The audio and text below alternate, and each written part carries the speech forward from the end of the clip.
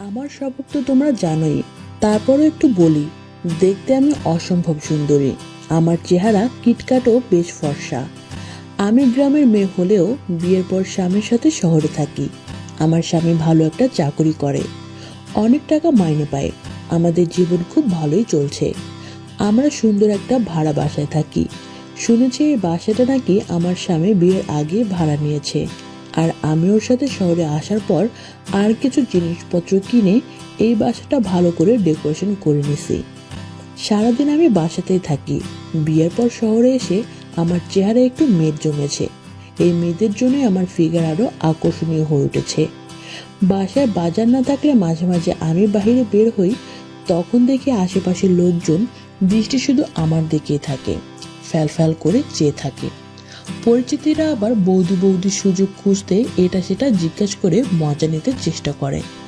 এতে আমারও ভালো লাগতো, তাই মুখে হাসি দিয়ে তাদের সাথে কথা বলতাম। বাসায় নিজের রূপচর্চা করি আর স্বামীর জন্য মজার মজার খাবার রান্না করি। এটাই এখন আমার কাজ। আমার স্বামীর অফিস বাসার কাছাকাছি। অফিসের কাজ শেষ করে বাসায় এসে মজার মজার খাবার খেয়ে আমার প্রশংসা করতে করতে আমাকে গলিয়ে শুরু করে খেলা। আমার মাঠে খেলতে খেলতে গুলির বন্যায় আমাকে ভাসিয়ে দেয়। তাছাড়া পাশে আর কেউ থাকে না, এর জন্য আমরা দিনরাত কিছু মানি না। যখন করতে মন চায় তখনই সুখের খেলায় মেতে উঠি। তাই আমার জীবনে কোনো অপ্রাপ্তি ছিল না, পুরো তৃপ্তিময় ছিল আমার জীবন। যাই হোক, আসল ঘটনায় আসি। এই ঘটনা ঘটে আমাদের গ্রামের বাড়িতে। আমার স্বামীরা দুই ভাই, আর তার মধ্যে আমার স্বামী বড়।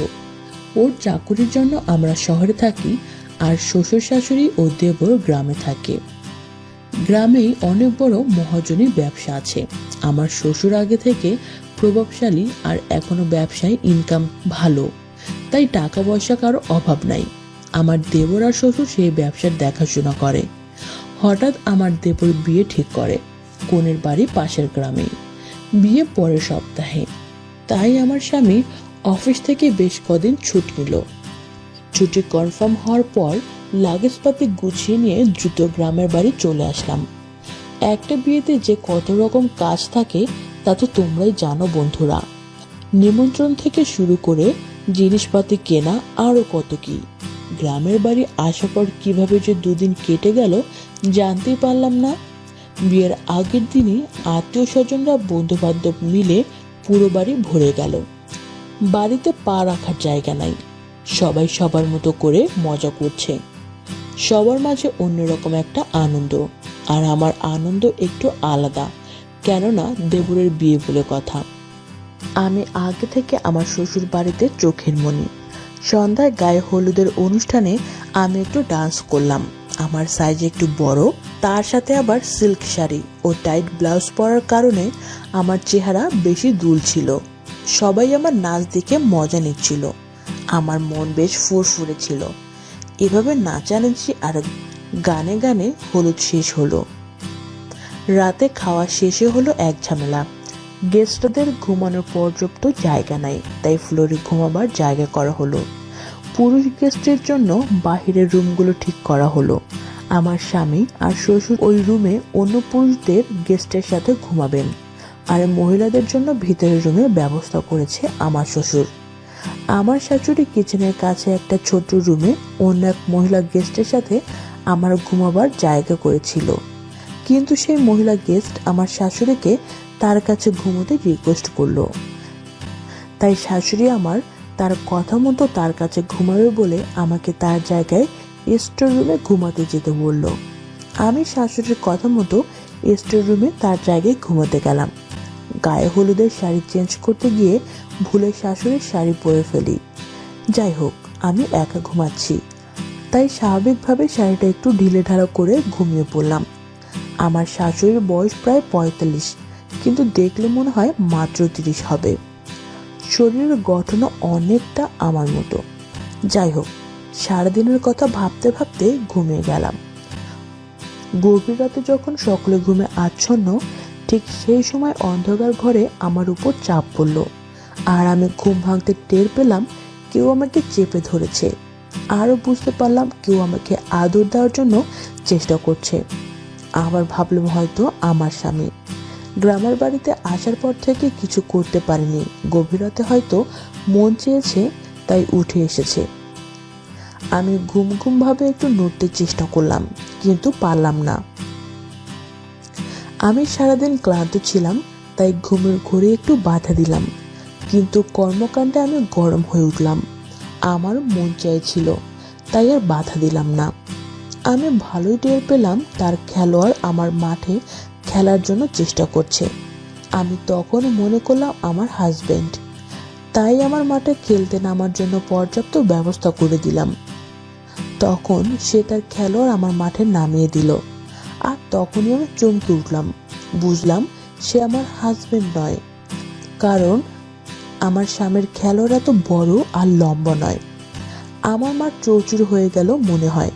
আমি ঘুম ঘুম ভাব পুরা কেটে গেল। আমি তাকে সরাতে চাইলাম, কারণ আমি চাই না কেউ আমাকে কিছু করুক, কিন্তু তখন অনেক দেরি হয়ে গেছে।